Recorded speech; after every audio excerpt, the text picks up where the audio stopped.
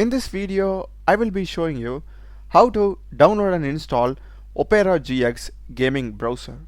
So let's get started. First thing, just Google Opera GX. We'll be getting the official link over here.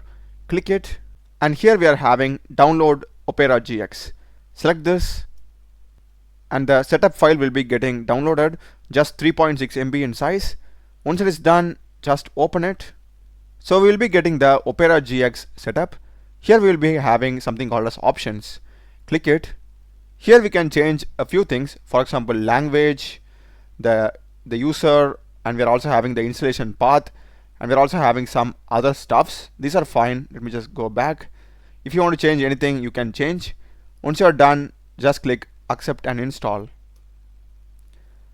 And I'm fine with this. Just click on accept. This will take some time, just be patient. So once the installation is complete, you will be getting the Opera GX browser like this. If you want to configure anything, you can do that. I'll just click on next. If you want to set the background music, the browser sounds, keyboard sounds, you can do this. And set up your inventory, it's fine. Next. Import your data. If you want to do that from other browsers, you can do it.